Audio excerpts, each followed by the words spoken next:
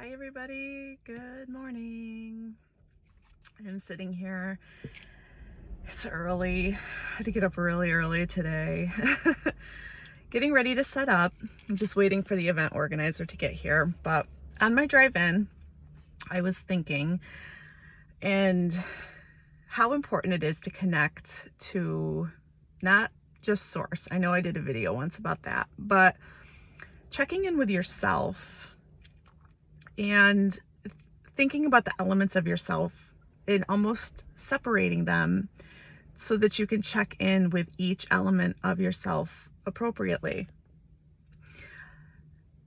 Mind, body, soul, and I'm even going to throw in inner child. So a lot of usually when I sit down with somebody and we're talking about anything that they're working through, usually my very first question, and even at these vendor events when I'm having conversations with people, one of my very first questions I will ask them is, do you have a daily meditation practice, or do you meditate? And I get a variety of different answers, but a lot of people who've never really attempted to meditate or integrate any kind of meditation into their daily life, they struggle with the idea. And it can be a very intimidating idea because, we see all these pictures of people in these really amazing environments sitting so still. And we all look at that. Even I did prior to starting my own personal practice. We look at the people who are doing this, and it's a little intimidating sometimes to really believe that we would be able to do that ourselves. Then there's the whole quieting of the mind, and it can be very intimidating thought. So if the idea of meditation is very intimidating to you, for one, we can talk about that because it's not nearly as complex as I think we have this expectation. We have unrealistic expectations of ourselves to achieve a certain state of meditation too quickly, and then we give up before we've even really given ourselves a chance to condition our mind in the right way to meditate. But anyway, the elements. Back to the elements. If meditation is something that the idea is something that you're struggling with, sitting down and checking in with yourself in the various aspects of yourself, mind, body, soul, and inner child. So whether you're doing this with or without a piece of paper and a pen, I always encourage the journaling part because you can go back and check your progress. And plus there's just something that it integrates it. It strengthens that, affirms those thoughts and feelings and beliefs when you're writing them down. The mind. How are you feeling? Check in with your mind. What aspects of you are you struggling with? Are you working through? And then how can we or you work through these different things? The mind consumes us. It can be your worst enemy sometimes. To quiet the mind. We often get stuck in our heads overanalyzing any situation to the smallest of things, So using a journal to and keep it simple. You don't want to overcomplicate things. I mean, if this is something that you're going to do daily, then you can, and work on it, every single day. There's a word there. I can't think of it, but then checking in with your soul, and thinking about, my very first thing to go to when I'm checking in with my soul is I think about during the day or yesterday, depending on what time of the day that you're doing this, where in the day did I feel in most alignment with my true purpose? And that in itself can be a little intimidating to people if you're not really paying attention. But this is the whole thing. You're paying attention. You're bringing your awareness into yourself. So thinking about where, at what point in my day, just one small thing, it could have been a very small connection with maybe your child or your mother or a stranger or yourself, or maybe it was dancing like an idiot in your kitchen. It's starting to rain. Kind of bummed out about this. I'm hoping this event's still going to be okay. But where did you feel most in alignment? And the moment when you feel like you're most in alignment is usually you get that really good, like, chill, that really good, like, goosebumps feeling, like, wow, I just made an impact.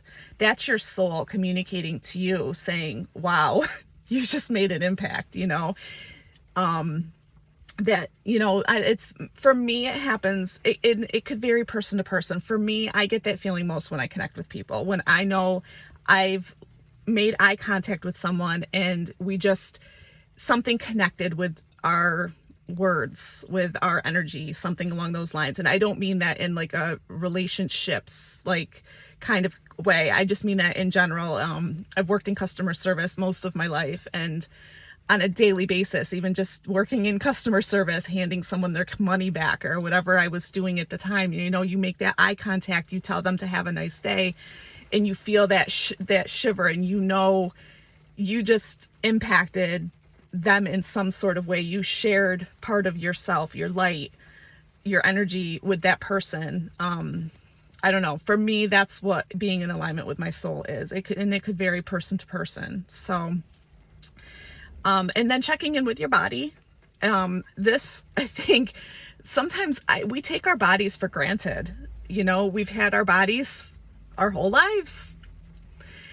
But breaking our body down and breaking these things down into like separate categories, when you really pay attention to your body, like really on a daily basis, checking in with your body, how from the very tips of your toes to the crown of your head, how does each part of your body feel? Where do you feel? Where is your attention drawn to first? Scan your body. Pain, digestion, throat, headache, eyes, arms, fingers, toes, wherever it is, check in with your body. And whether you're writing it down or whether you're just sitting there like peacefully checking in with your body and doing a full body scan, your breath is huge. What comes up? What comes up for your body? Because your body is such an important part of you. And like I said, so many of us take our body for granted. We abuse it. We put things in it that shouldn't be in it. We don't move it enough. It's our vessel. This is our vehicle while we're here. It's not really much different than taking care of your car, making sure that the oil gets changed, that the tires get whatever rotated, all the stuff. You only get one body in this lifetime. So check in with it. How is it doing? I've gotten in the habit of separating these elements of myself and treating each individual element as it's something separate. And this is kind of a visualization that I do. And I check in with each of these elements. And then when I'm done, I bring them all back in together. And I work to balance them throughout the entire day. I also threw in inner child. And if what I've said already kind of overwhelms you, then just stop right there and work on that. Mind, body, soul. Just work on that. If you feel like you want to go one step further, check in with your inner child. Your inner child, if you've never heard this term, it's the version of you as a child. It's who you were then, but you still are that. So check in with that version of yourself as well and see how your inner child is doing. This is a conversation. Inner child work is so complex. And I love to have these conversations one-on-one because this has a lot to do with the healing that I do. Without a shadow of a doubt, when I do energy work, nearly every single person that I work on, inner child work comes out because when we're kids, we have these defense mechanisms that we use to protect us. And that is really where our ego is formed. That's where we start to condition ourselves to take on the world in whatever kind of way that we have to, because of whatever we're experiencing as a child in that moment. So it is a timeline aspect. That version of you is still playing out, just going through the motions over and over again, and if there's things that need to be resolved there, feelings that you're holding on to, that's a whole nother element of yourself that needs to be checked in with. It's such a complex topic, but I would say, just to get started, just take yourself back to that moment when you were a kid. Usually wherever you're taken, in that, if you're really in that focus in your zone and you've acknowledged that you're working on yourself and you're checking in with yourself that day, your mind and your soul are going to allow you to travel to the place in your childhood where you need to go most. And then just sit with it for a little bit. What comes up? Write it down. How do you feel? Write it down. Is this still affecting you today? Probably. If it comes up, it probably is. So how can you work through it? Feel the feelings, whatever comes up. That's a huge part of healing. And inner child work is probably it is, without a shadow of a doubt, inner child work is the most important aspect of self-healing that you can do in this lifetime for yourself.